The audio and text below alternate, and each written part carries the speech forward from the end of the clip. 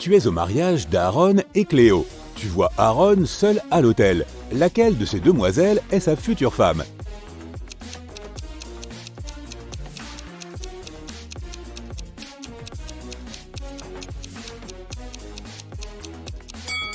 C'est elle. Regarde, elle a un bracelet avec son nom, Cléo. Trois filles se disputent pour une poupée. Elle appartient à l'une des filles, mais les trois la réclament. À ton avis, qui est la propriétaire de la poupée?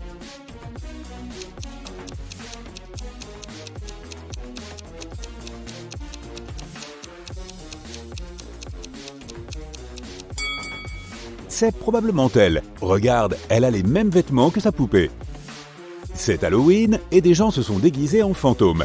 Mais il y a un vrai fantôme dans la foule. À ton avis, de qui s'agit-il?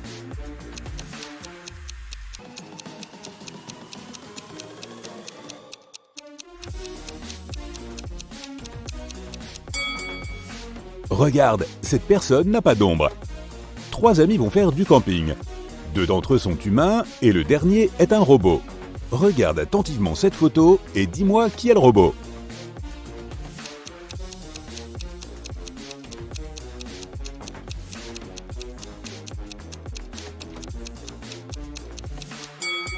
C'est très probablement lui.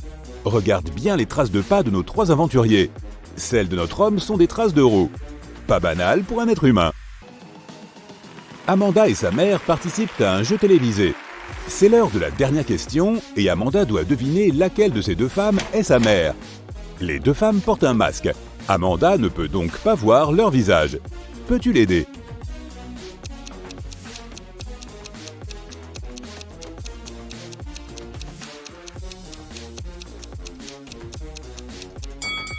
Il faut regarder la couleur des cheveux. Amanda est rousse. Cette femme est rousse aussi, donc je parie que c'est elle, sa maman. En tout cas, Amanda doit bien savoir de quelle couleur sont les cheveux de sa mère, donc elle devrait s'en sortir. La police locale apprend que leur petit village a été envahi. Les officiers patrouillent en contrôlant les papiers des personnes qu'ils croisent. Je vais te montrer ces personnes une par une et tu dois me dire si certaines d'entre elles te semblent suspectes. Ce monsieur, par exemple, suspect ou pas?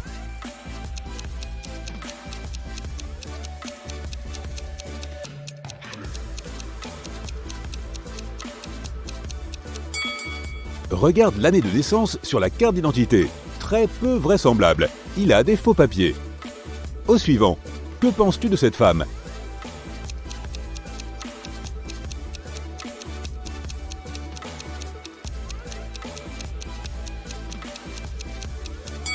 Regarde son domicile. Il y a juste le nom de la région. Ni la ville, ni le code postal ne sont précisés. Non, cette personne aussi est suspecte.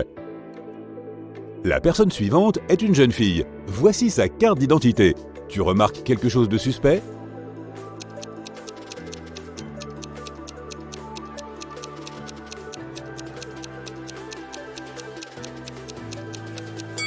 C'est tout bon pour moi. Je la laisserai partir. Encore un contrôle. Que penses-tu de cette personne?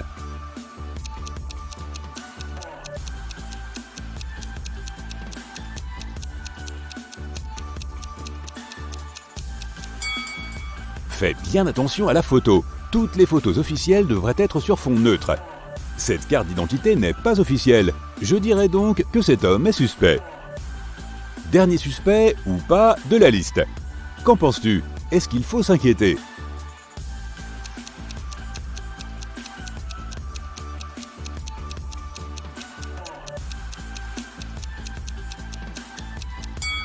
Non, il est en règle. Il peut y aller.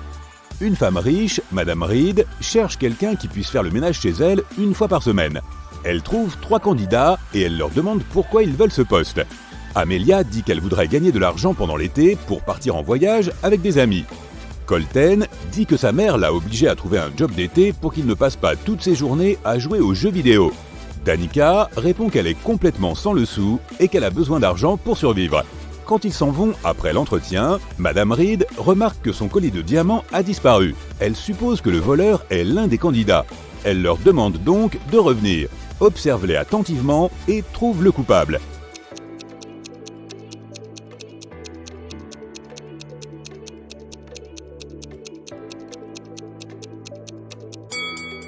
C'est Danica. Elle disait qu'elle n'avait pas d'argent.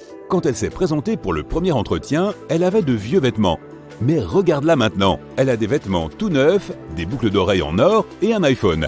Elle a probablement volé puis revendu le collier. On est en hiver et il neige. La police reçoit un appel, une des maisons du quartier a été cambriolée. Un détective se rend sur place et interroge les habitants du coin. Tous répondent qu'ils étaient enfermés chez eux à cause de la météo. Le détective a tout de même immédiatement compris que quelqu'un mentait. Cette personne est devenue le suspect principal. De qui s'agit-il ?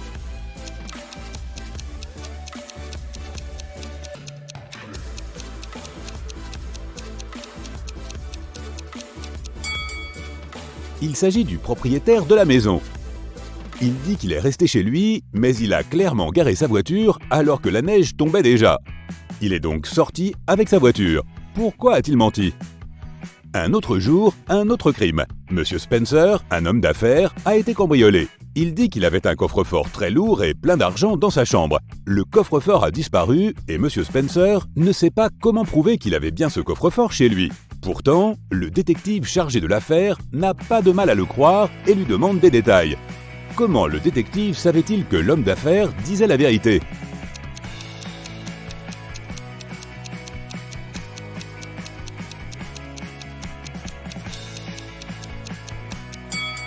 Regarde, il y a des traces sur le plancher. Quelque chose de très lourd a effectivement été placé à cet endroit pendant longtemps.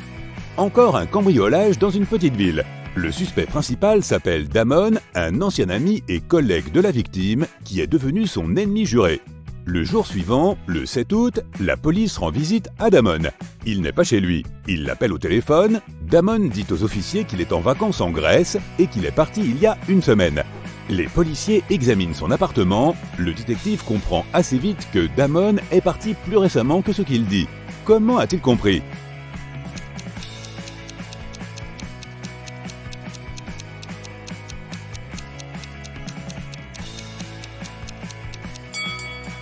Regarde le calendrier sur le mur. Il indique la date du 6 août, à savoir le jour du crime. Si Damon était réellement parti la semaine précédente, son calendrier indiquerait la date de son départ et non pas la date du crime. Dans une petite ville, quelqu'un a volé tous les nuggets de poulet d'un magasin. Le propriétaire du magasin appelle la police et ils ouvrent l'enquête. Ils ont 3 suspects. Monsieur Jones dit qu'il était déjà au travail quand les faits se sont produits. Monsieur Collins dit qu'ils sont véganes en famille et qu'ils n'auraient aucun intérêt à voler des nuggets de poulet. Monsieur Martin dit que la police vient juste de le réveiller. Qui ment ?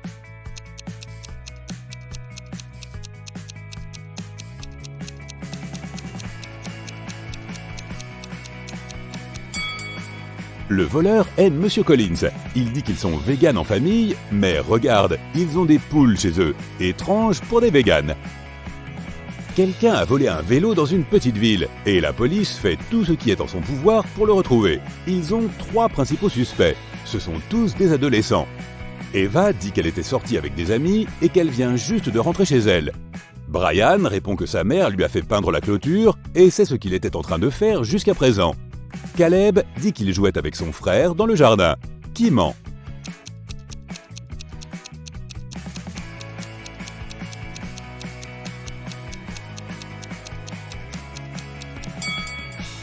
Brian, regarde, la clôture est rouge, mais il n'y a aucune goutte de peinture sur l'herbe juste à côté. C'est improbable qu'il l'ait repeinte récemment. Aiko et Della sont sœurs. Aiko est sans le sou. Elle demande à Della de lui prêter de l'argent, mais celle-ci refuse. Quelques minutes plus tard, Della descend les escaliers. Aiko remarque alors qu'un billet de 20 € est posé sur le bureau de sa sœur. Elle le prend avec l'intention de lui rendre quand elle peut. Quand Della revient, elle demande où est le billet. Aiko lui répond qu'il s'est envolé par la fenêtre à cause d'un coup de vent. Della n'y croit pas un instant et demande à Aiko de lui rendre son billet. Comment Della savait-elle que c'était un mensonge ?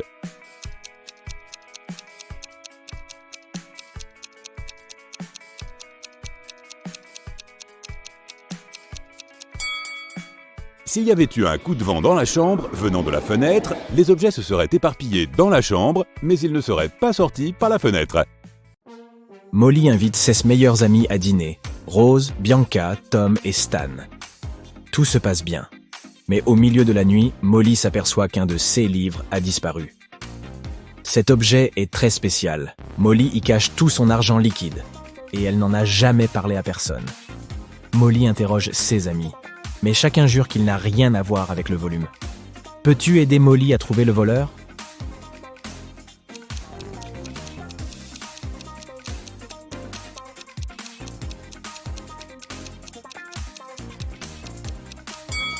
C'est Tom. Il est assis sur le livre volé. L'inspecteur Tina a reçu de nombreux rapports de cyberfraude cette semaine. Plein de personnes se plaignent que tout l'argent a disparu de leur compte bancaire. L'inspecteur Tina se rend sur place pour enquêter sur cette affaire. Elle rencontre 3 témoins de vol et leur demande de lui montrer leur téléphone. Elle s'attend à trouver une sorte de mouchard ou une application. Qu'ont-ils en commun ?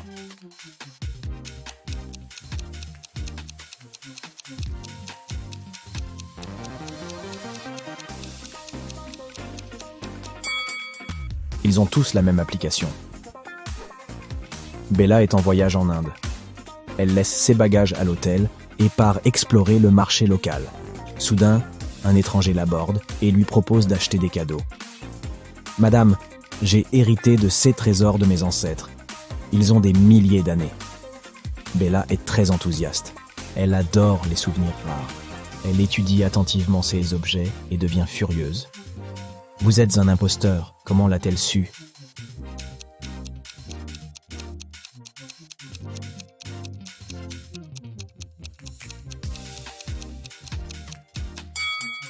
Jette un coup d'œil à cette statue. Il porte des écouteurs. Ce plat en or est gravé. Il a été fabriqué en 2002. Il ne peut donc pas avoir des milliards d'années non plus. Regardons maintenant de plus près le collier. Il est composé de pièces d'1 centime américain. Or, à l'époque, personne ne savait à quoi elle ressemblait. Chelsea fait de la trottinette dans son parc préféré. Soudain, quelqu'un lui lance une pomme dans le dos et elle tombe. Chelsea regarde autour d'elle et trouve 3 suspects. Elle décide de les interroger. Glenda dit « Je donnais juste à manger à ce mignon petit écureuil et je prenais des photos. » Britney dit « J'ai juste pris un bain de soleil sur l'herbe et lu un livre. Je n'ai même pas regardé de ton côté. » Et Serge « J'ai filmé un podcast pour mes followers. Je n'ai donc pas regardé autour de moi. Peut-être que la pomme est tombée de cet arbre par hasard. L'un d'entre eux est coupable. Peux-tu deviner qui ?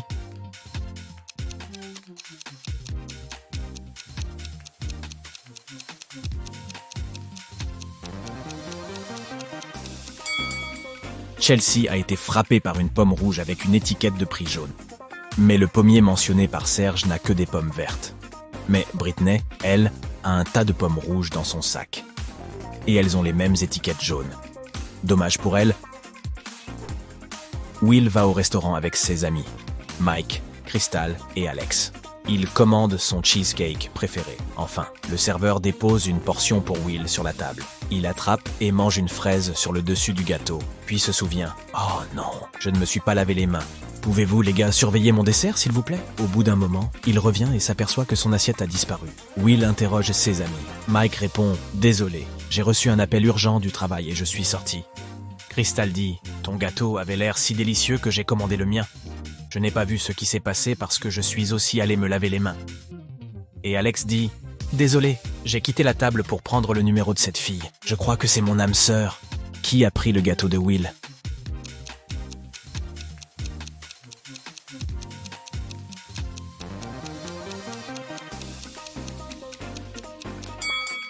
Regarde l'assiette de Crystal. La fraise que Will a prise sur son gâteau a disparu. C'est donc probablement son dessert, et Crystal est une menteuse. Quelqu'un a dessiné un pentagramme sur le sol du bureau du directeur. Peux-tu deviner qui a essayé de lui jeter un mauvais sort ?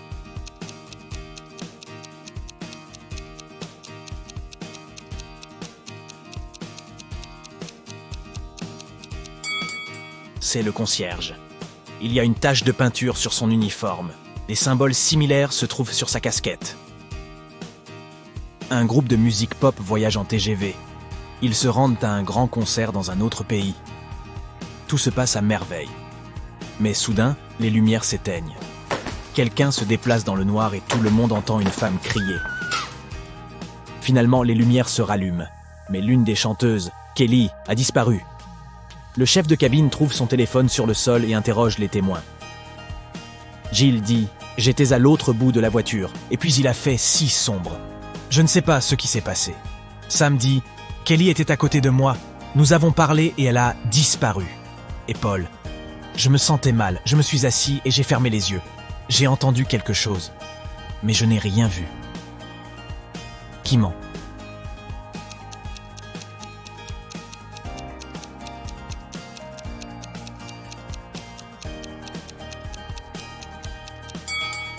Jill. Elle a dit qu'elle était à l'autre bout de la voiture. Alors pourquoi sa barrette se trouve-t-elle sur la scène de crime? Peux-tu trouver 10 différences entre ces deux images?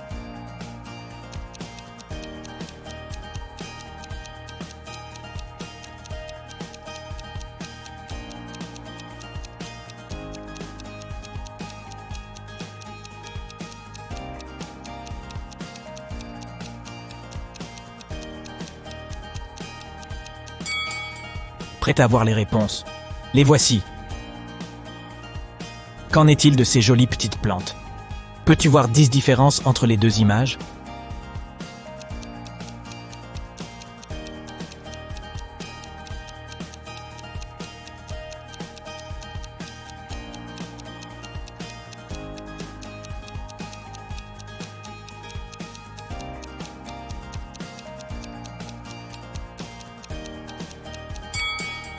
Le temps est écoulé.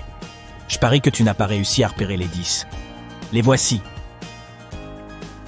Qu'en est-il de ces deux images? Peux-tu trouver 10 différences?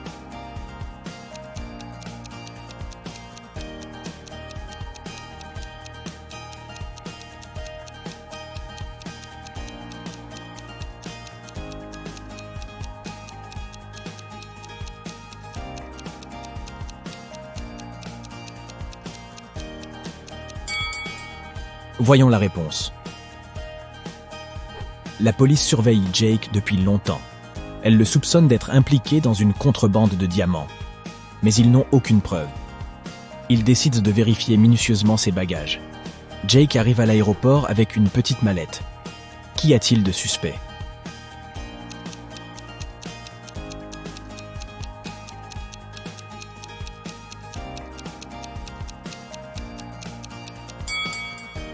Il utilise un rasoir électrique.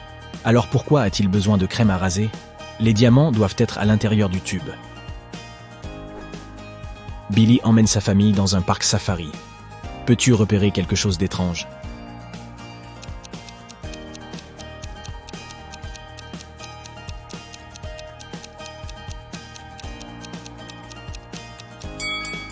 Les girafes n'ont pas de cornes et les lions ne portent pas de lunettes. Et cette image, peux-tu voir ce qui ne va pas ici?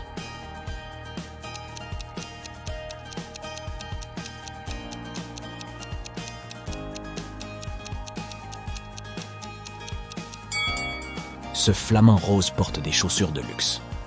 Et l'éléphant a 5 pattes. Peux-tu trouver le robinet le plus rapide à l'œil?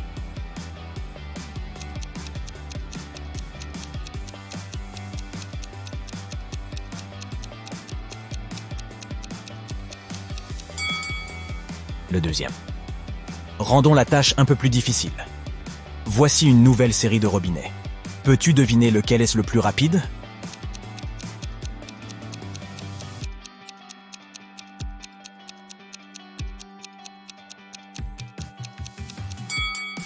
Le premier? Quel coureur va marquer le but?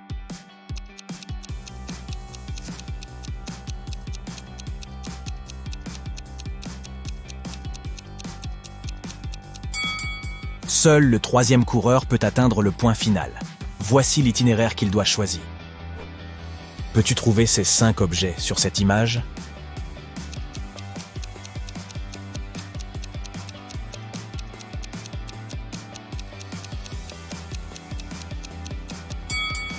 Les voici. Qu'en est-il de cette énorme pile d'objets? Peux-tu y repérer ces 5 choses?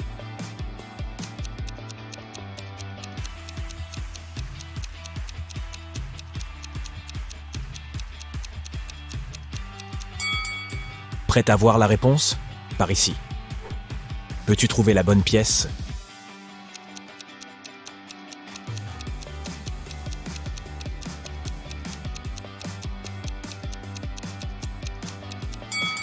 Seule la deuxième est parfaitement adaptée. La femme de Rob décide de lui faire une farce et change le mot de passe à 6 chiffres de leur coffre-fort. Elle laisse un indice pour que Rob puisse déchiffrer le code. Peux-tu l'aider ?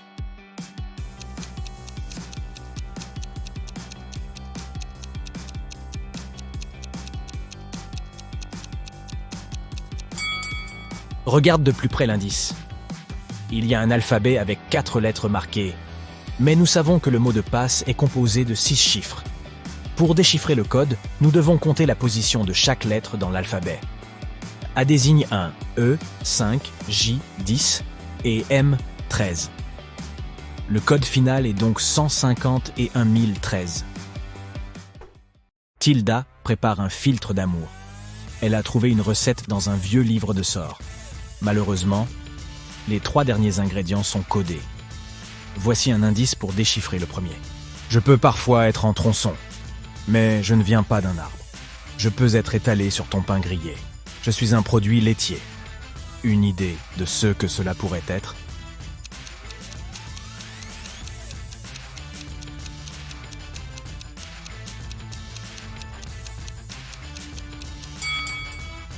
Le beurre. Voici un indice pour le deuxième ingrédient. Je peux être petite. Je peux être énorme et très difficile à porter. Découpe-moi, mets-y une bougie et allumez-la avec une allumette. Qu'est-ce que c'est?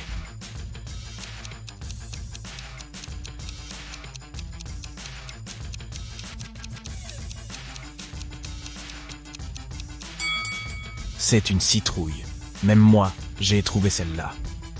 Et maintenant, essayons de décoder le dernier ingrédient. Cette chose se présente sous la forme d'un petit grain. Mais ce n'est ni du riz, ni du sable. On l'utilise souvent pour cuisiner, pour que la nourriture n'ait pas un goût fade. Qu'est-ce que c'est?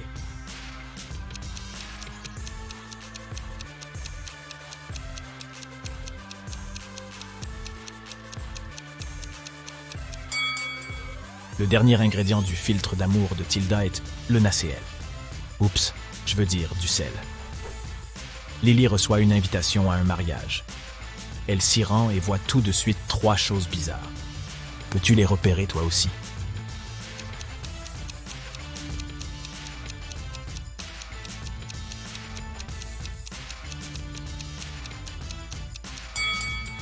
Regarde de plus près la mariée. Un zombie se cache sous sa jupe. Il y a aussi la planète Terre dans le ciel à la place de la Lune. Et l'horloge tourne dans le sens inverse des aiguilles d'une montre. Voilà, c'est tout ce qu'il y a de loufoque. Molly se détend dans sa salle de bain après une longue journée de travail. Mais vois-tu quelque chose de bizarre?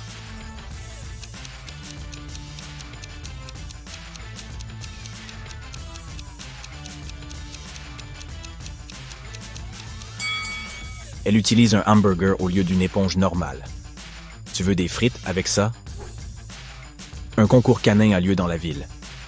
Un Golden Retriever nommé Toby remporte la médaille d'or.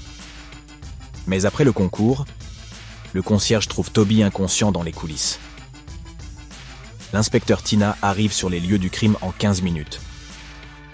Elle ne pose qu'une seule question au suspect. Que faisiez-vous au cours des 15 dernières minutes? Harry, le propriétaire du Golden Retriever rival, répond « Je brossais mon chien. Je voulais qu'il brille comme un diamant au concours. » Sandra, la photographe locale, déclare « Je prenais des photos des chiens et de leurs propriétaires. » Monsieur Green, le juge, dit « Je parlais aux journalistes. » Et le concierge Frank dit « J'ai trouvé Toby et j'ai tout de suite appelé les secours. Ensuite, je l'ai laissé avec son propriétaire et je suis allé nettoyer les toilettes. » Qui ment?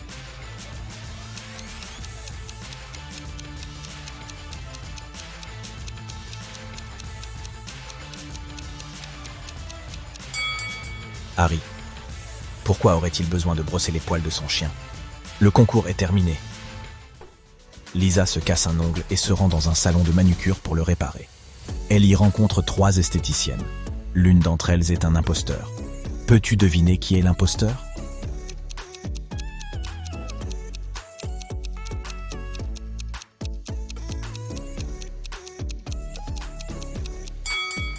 La 3e femme.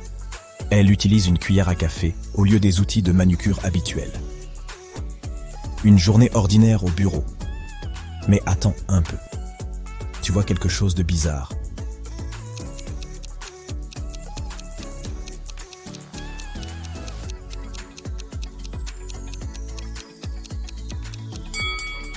La lampe n'a pas de cordon électrique. Qu'en est-il de cette photo? Quelque chose de louche?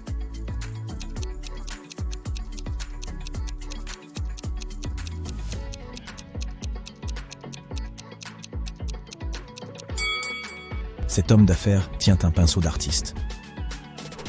Kyle est policier. Après son travail, il entre dans la lavomatique du coin. Il y voit une femme en pleurs. Elle crie « Monsieur l'agent, aidez-moi s'il vous plaît. Quelqu'un a volé mes vêtements. C'était mon ensemble préféré. » Kyle interroge 3 suspects parmi les clients. Lisa dit « J'ai passé les 30 dernières minutes ici, mais je regarde toujours des films sur ma tablette en attendant. Je n'ai donc pas regardé autour de moi. » Ryan dit « Je viens d'arriver ici pour laver mes propres draps. Vous pouvez vérifier mes bagages si vous ne me croyez pas. » Enfin, Nina dit « J'ai eu un appel vidéo avec mon petit ami pendant que j'attendais que mon linge sèche. Je n'ai pas eu le temps de regarder autour de moi. » Qui ment?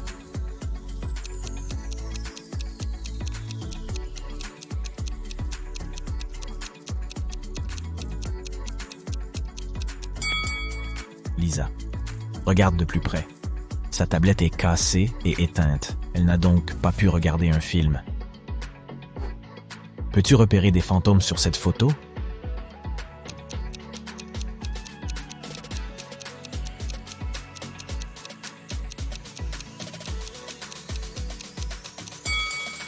Par ici. Qu'en est-il de ce lieu? Peux-tu repérer des fantômes?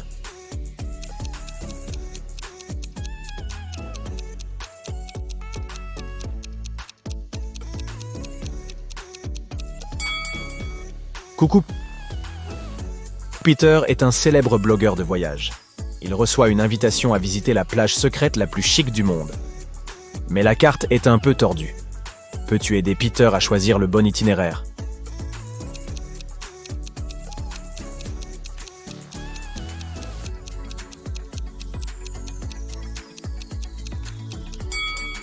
Seule l'option B l'amènera à la destination finale. Imagine que tu passes un entretien pour un poste à pourvoir dans l'une des plus grandes entreprises du monde. On parle là de Google, de Microsoft ou même de SpaceX. Mais pour obtenir le poste de tes rêves, tu dois passer un examen d'entrée très sélectif. On a rassemblé quelques-unes des questions qui sont réellement utilisées dans ces tests, alors ouvre grand les yeux et ne te contente pas de moins de 100%. On te souhaite bonne chance. Nous allons commencer par un exercice facile. Tu auras 7 secondes pour trouver la réponse. La première énigme que tu dois résoudre est l'énigme des 2 cruches. Voici le problème. Ta mère te demande de mesurer 4 tasses de jus d'orange en utilisant 2 pichets. Le problème, c'est que tu as un pichet d'un volume de 20 tasses et un pichet de 36 tasses. Comment peux-tu t'y prendre?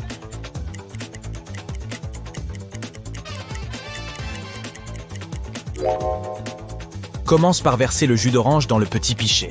Ensuite, verse tout le jus de celui-ci dans le pichet de 36 tasses. De cette façon, l'espace vide du grand pichet te donnera 16 tasses. Ensuite, tu peux remplir le pichet de 20 tasses avec plus de jus et verser ce liquide dans le pichet de 36 tasses. De cette façon, tu rempliras entièrement ce dernier. Et ce qui restera dans le petit pichet sera les 4 tasses de jus que ta mère t'a demandé. C'est astucieux, non? Passons à la deuxième épreuve. Supposons que ta chambre dispose de 3 interrupteurs et que l'un d'entre eux soit destiné au ventilateur de la chambre voisine. Tu ne peux pas voir si le ventilateur est allumé ou éteint, à moins de sortir de ta chambre. Tu as compris? On a donc besoin que tu calcules le nombre minimum de fois où tu devras entrer dans la pièce voisine pour identifier le bon interrupteur qui permet d'allumer le ventilateur.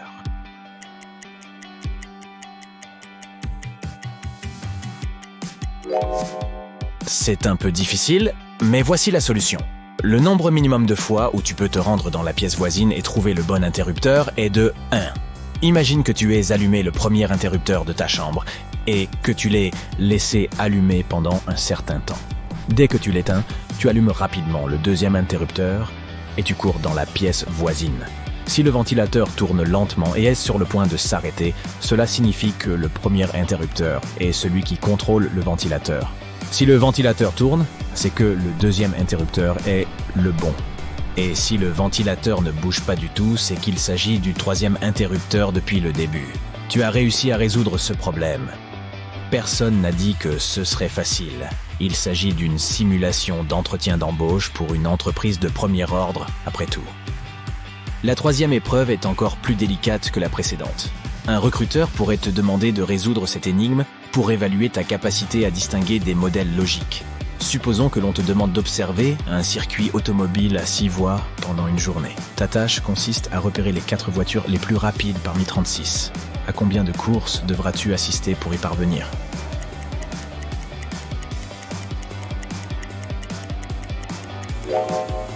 Voici ce que tu pourrais faire. Organise 6 courses de voitures différentes, en regroupant 6 voitures par course. Après avoir déterminé le vainqueur de chacune de ces courses, tu organises une autre course avec les 6 finalistes.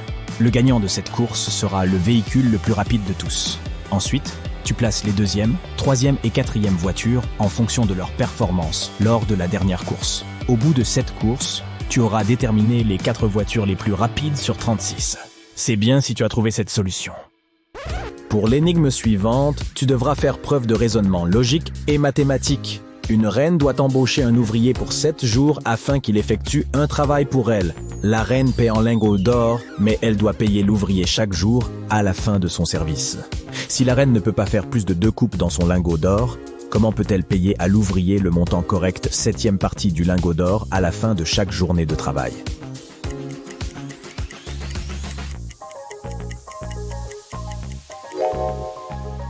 Voyons comment cela peut fonctionner. La reine fait 2 coupes dans le lingot, le divisant en 3 morceaux. Le premier morceau représente 7e partie du lingot. Le deuxième morceau en représente 2/7.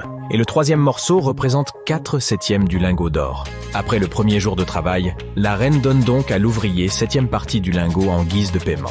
Le jour suivant, elle lui donne 2/7 du lingot et lui demande en retour la portion 7e partie. À la fin du 3e jour, elle donne à nouveau à l'ouvrier le plus petit morceau. Il a ainsi entre les mains un total de 3/7 de lingot d'or. Au bout du 4e jour, la reine reprend les 2 premiers morceaux et donne à l'homme 4/7 du lingot. À la fin du 5e jour, elle en donne à nouveau 7e partie à l'ouvrier. Et à la fin du 6e jour, elle lui donne 2/7 du lingot et récupère son 7e partie. Le 7e jour enfin, elle paie l'ouvrier avec le dernier 7e partie de son lingot. Et l'affaire est conclue.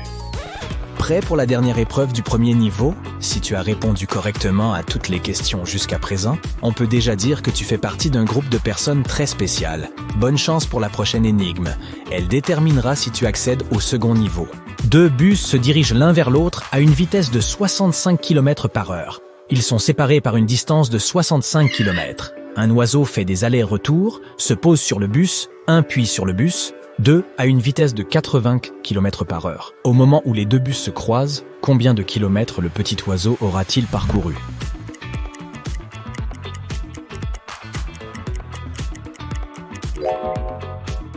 Amateur de mathématiques, celle-ci est pour toi. La première chose à déterminer est le temps nécessaire pour que les bus se rencontrent. Pour cela, nous devons diviser la distance entre les bus par la vitesse combinée des 2 véhicules. S'ils roulent tous les 2 à 65 km/h, leur vitesse combinée est de 130 km/h. Puisque la distance qui les sépare est de 65 km, nous divisons 65 par 130. Cela nous donne 0,5 heures, soit 30 minutes. Pour calculer la distance totale parcourue par l'oiseau, nous multiplions la vitesse de l'oiseau par le temps qu'il faudra au bus pour se rencontrer, ce qui donne 80 fois 0,5. La bonne réponse est donc 40 km. Je suis fatigué rien qu'en pensant à ce petit oiseau qui parcourt autant de bornes. Si tu as réussi ce test jusqu'à présent, félicitations, tu viens de débloquer le niveau 2. À ce niveau, tu auras 15 secondes pour trouver une réponse. Les énigmes deviendront de plus en plus corsées, alors garde l'esprit vif. Une tortue se trouve actuellement au pied d'une colline de 60 mètres et tente d'en atteindre le sommet. Toutes les heures, la tortue grimpe de 5 mètres, mais glisse 1 mètre en contrebas. Combien de temps faudra-t-il à la tortue pour atteindre le sommet de la colline ?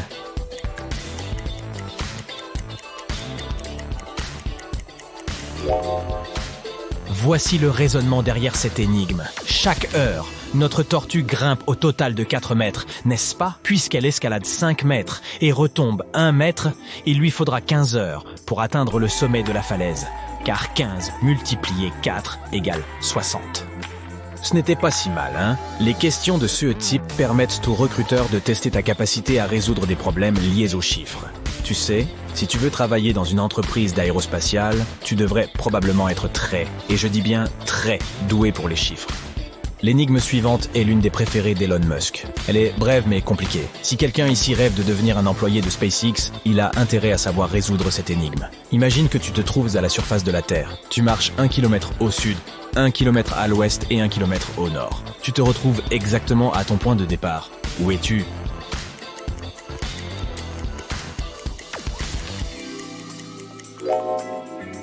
Si tu as répondu le pôle Nord, tu as vu juste. Mais l'énigme ne s'arrête pas là. Si tu n'étais pas au pôle Nord, où d'autres pourrait-on te donner exactement les mêmes instructions? Oui, le pôle Sud. Voici comment cela fonctionne. Cette énigme suppose que le monde est une sphère parfaite. Si tel est le cas, le seul endroit où l'on pourrait marcher 1 kilomètre au sud, à l'ouest et au nord, et se retrouver au même endroit, c'est à l'un des pôles. Tu as compris?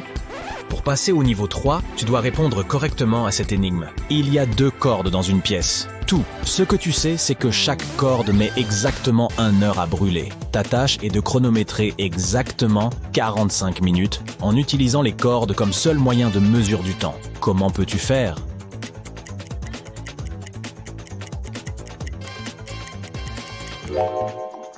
Voici comment procéder. Tu dois allumer les 2 extrémités de la première corde et une extrémité de la seconde. En 30 minutes, la première corde aura complètement brûlé parce qu'elle se consume 2 fois plus vite avec les 2 extrémités allumées. Ensuite, tu dois allumer la seconde extrémité de la deuxième corde. Il restait encore 30 minutes à cette dernière pour brûler, mais en allumant son autre extrémité, la corde brûlera à présent 2 fois plus vite, c'est-à-dire en 15 minutes. Voilà, tu as mesuré 45 minutes sans l'aide de la moindre horloge.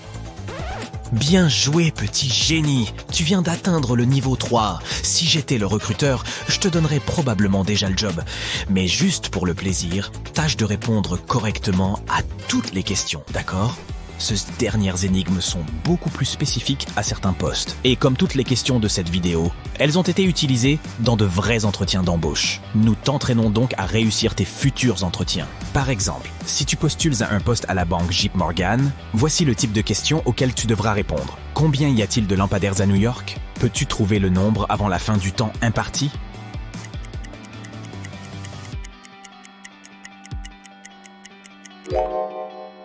Aussi impossible qu'il puisse paraître de deviner la réponse sans faire de recherche sur Google, ce que JP Morgan veut tester, c'est ta capacité d'estimation. Voici la logique. Les quartiers de New York ont un réseau urbain très ordonné. Ta première tâche consistera donc à estimer le nombre de blocs horizontaux et verticaux dans chaque quartier. Ensuite, estime le nombre de lampadaires que chaque pâté de maison peut avoir. Multiplie ce nombre par 5, puisque la ville de New York est composée de 5 quartiers. Tu obtiendras alors ton chiffre. S'il est proche de 300 000, c'est que tu as vu juste. Si tu postulais à un emploi dans une entreprise pharmaceutique, tu serais confronté à cette énigme fruitée. Une pomme coûte 40 centimes, une banane 60 centimes et un pamplemousse 1 euro. Combien coûte une poire ?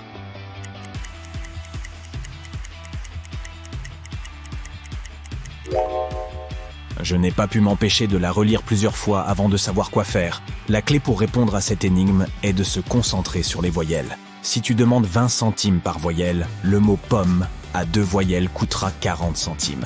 Selon la même logique, la banane à 3 voyelles coûtera 60 centimes et le pamplemousse à 5 voyelles coûtera 1 euro. Dans ce scénario, une poire coûtera donc 60 centimes. Voilà ta réponse. Tu es arrivé à la fin de ce test. Vérifie tes aisselles. Si tu transpires à grosses gouttes, cela signifie probablement que tu as fait du très bon travail. Pour terminer, voici une question intéressante qu'une entreprise technologique pose à 16 candidats. Comment décrirais-tu Internet à quelqu'un qui vient de se réveiller d'un coma de 30 ans ?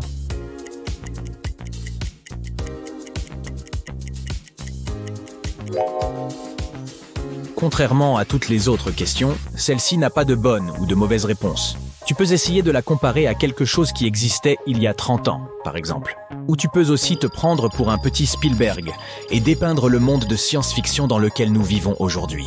Quoi qu'il en soit, j'espère que tu décrocheras le poste. Lisa était un célèbre mannequin. Elle a été retrouvée inconsciente dans sa loge pendant une séance de photos et on l'a emmenée à l'hôpital. Les médecins ont dit qu'elle avait fait une grave réaction allergique, mais une fois revenue à elle, Lisa a insisté sur le fait qu'elle n'avait rien mangé de la journée. Son manager, très inquiet, a interrogé toutes les personnes présentes. La styliste a déclaré qu'elle avait maquillé Lisa et qu'elle ne l'avait effectivement pas vue manger quoi que ce soit. La femme de ménage a dit qu'elle avait nettoyé la loge avec des produits biologiques et non allergènes. Nora, la principale rivale de Lisa, a déclaré qu'elle avait surveillé le tournage toute la journée. Elle n'avait rien remarqué de suspect. Qui est le coupable ?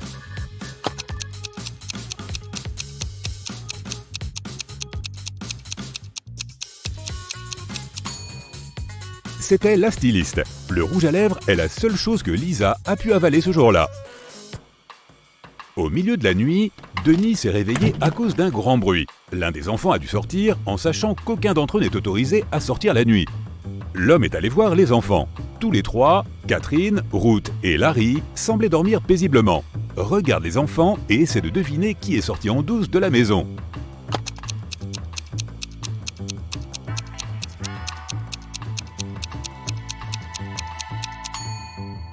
C'était Ruth. Une chaussure de sport sale est cachée derrière le rideau et il y a plusieurs morceaux de frites sous son lit. Brenda voyageait en train. Il faisait une chaleur torride dans le wagon. La jeune fille a enlevé son bracelet en serti de diamant et l'a posé sur la table devant elle. Quelques minutes plus tard, le train est entré dans un tunnel et il faisait complètement noir. Une fois sorti du tunnel, il n'y avait plus de bracelet sur la table. Brenda était choquée. Quelqu'un a pris mon bracelet. Il n'y avait que 3 autres personnes dans le compartiment. Hélène a dit qu'elle avait dormi. Rachel lisait un livre sur son téléphone et Grégory était allé aux toilettes avant même que le train n'entre dans le tunnel. Qui a pris le bracelet ?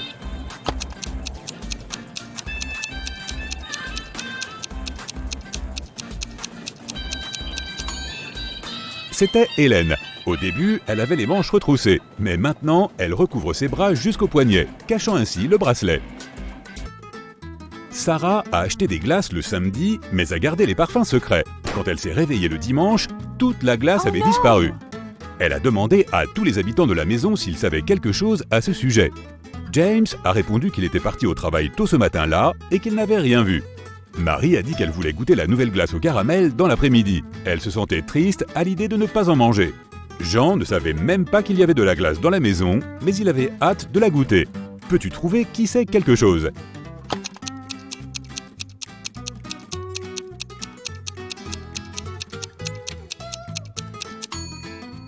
C'est Marie. Les saveurs de la glace étaient un secret. Elle ne pouvait pas être sûre qu'il y en avait une au caramel. Peux-tu dire qui est une vraie sirène ici ?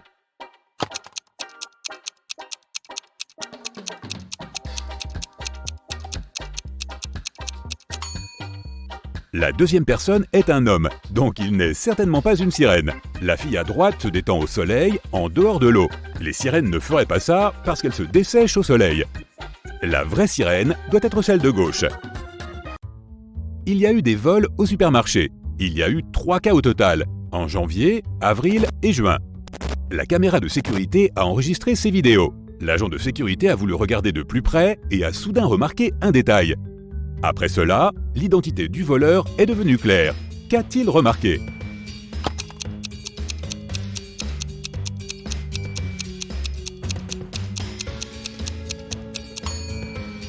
C'était la femme enceinte. L'agent de sécurité a noté qu'en janvier, elle semblait enceinte de 6 à 7 mois. En juin, elle avait le même aspect. On dirait que c'est le cas mystérieux du ventre de bébé qui était en fait un jambon en conserve.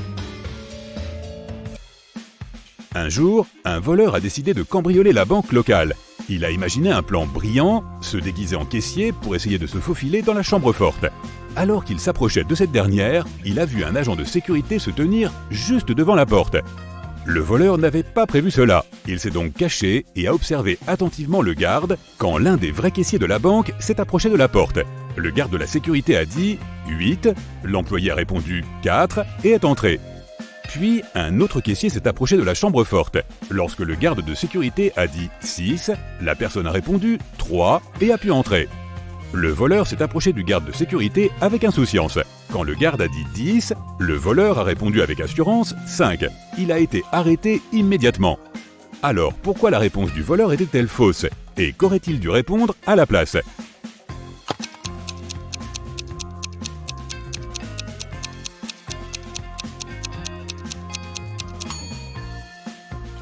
La réponse est en rapport avec le nombre de lettres du mot.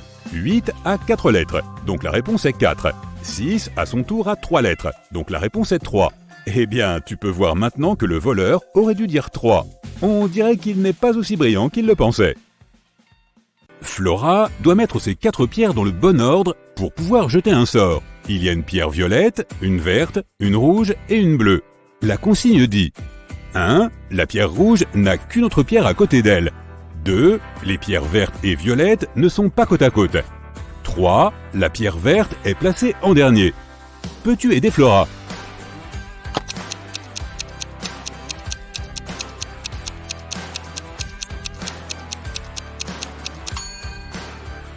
Si la pierre rouge n'a qu'une autre pierre à côté d'elle, elle est forcément placée en dernier ou en premier. Mais puisque la pierre verte est placée en dernier, la pierre rouge est donc placée en premier. Puisque les pierres vertes et violettes ne sont pas côte à côte, il y a forcément la pierre bleue entre les deux. Donc le bon ordre est le suivant: rouge, violet, bleu et vert. Il est midi. Kaeline explore une forêt. Elle tombe sur un château abandonné et décide de le visiter. La porte se referme derrière elle et ne s'ouvre plus. Kaeline est prise au piège. 3 portes peuvent la conduire vers la liberté, mais attention! Derrière la première porte, il y a un fossé extrêmement profond. Derrière la deuxième porte, il y a une loupe qui concentre la lumière du soleil et qui brûle tout ce qui entre. Derrière la troisième porte, il y a un lion affamé et dangereux qui n'attend qu'un casse-croûte. Comment est-ce que Kaeline peut s'enfuir?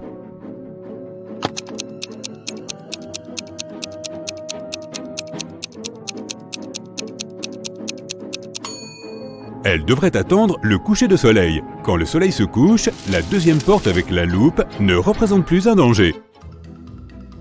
Amélie, Belle, Chloé et Della sont des quadruplés identiques. Elles en profitent pour faire des blagues à tout le monde. Un jour, un de leurs professeurs doit laisser Amélie sortir en avance car elle a un rendez-vous chez le médecin. Mais la prof ne sait pas laquelle des 4 est Amélie. Les quadruplés lui donnent un coup de main. Elles lui disent 1. Amélie est au centre. 2. Non, Amélie se trouve aux côtés. 3. C'est moi Amélie.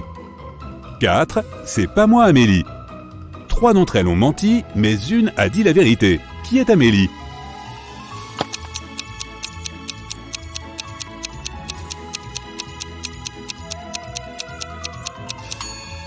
Si Amélie était la première des filles, 2 d'entre elles auraient dit la vérité, la numéro 2 et la numéro 4. Si Amélie était la deuxième d'entre elles, la numéro 1 et la numéro 4 auraient dit la vérité. Si Amélie était la numéro 3, la numéro 1 et la numéro 3 auraient dit la vérité.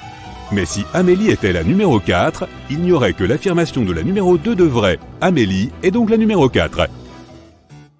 Emma s'est perdue en se promenant dans la forêt. Elle tombe sur la maison d'une sorcière, caresse son chat noir et demande à la sorcière de la renvoyer chez elle. La sorcière a envie de faire un jeu. Si Emma gagne, elle la renvoie chez elle. Si elle perd, elle devra rester chez la sorcière pour toujours. On commence par dire un nombre compris entre 1 et 10. La suivante doit y ajouter un nombre entre 1 et 10. La première qui arrive à 50 a gagné. Tu peux commencer. Comment Emma peut-elle gagner?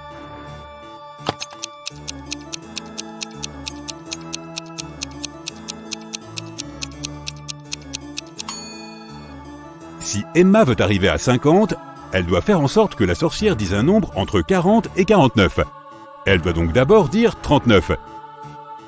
Si elle veut pouvoir dire 39, elle doit faire en sorte que son adversaire dise un nombre entre 29 et 38. Pour ce faire, Emma doit dire 28.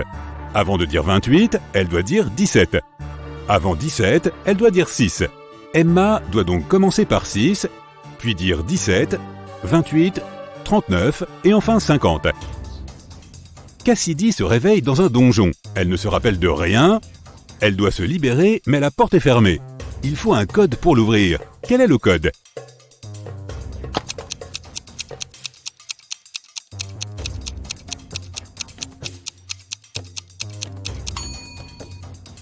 Chaque suite de 4 chiffres commence par le dernier chiffre de la suite précédente.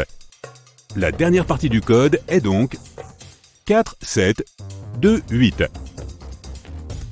Madame Davis est une vieille dame qui raconte sa vie. Après avoir vécu un quart de ma vie, j'ai eu ma première voiture.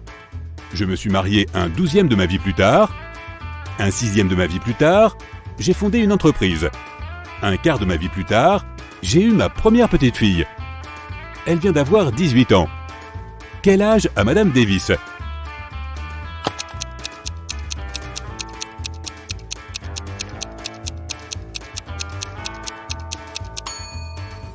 On choisit X pour représenter l'âge de Madame Davis.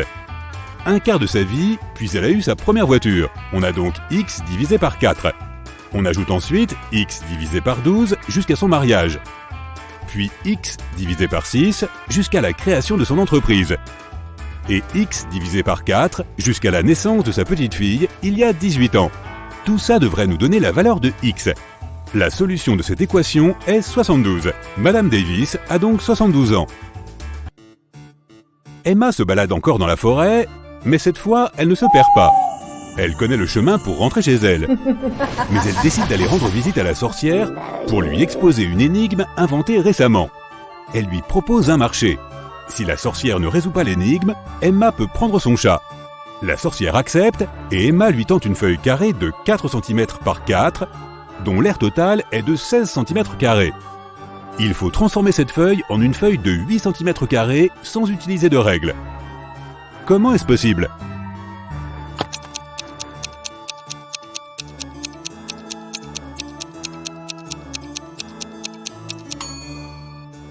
La sorcière doit plier tous les angles du carré vers le milieu.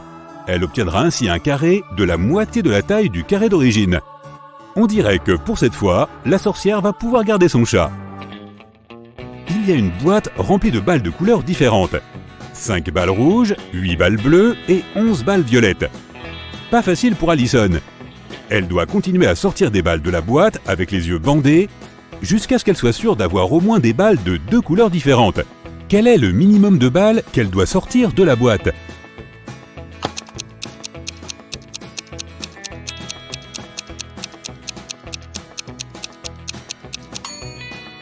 Dans le pire des cas, Allison va sortir toutes les balles d'une même couleur jusqu'à ce qu'il n'y en ait plus dans la boîte. Les balles les plus nombreuses sont les violettes, donc si elle sort une balle violette à chaque fois, ça lui fait 11 balles. Ce n'est qu'après ça qu'elle sera certaine de sortir une balle d'une autre couleur. Elle doit donc sortir 12 balles.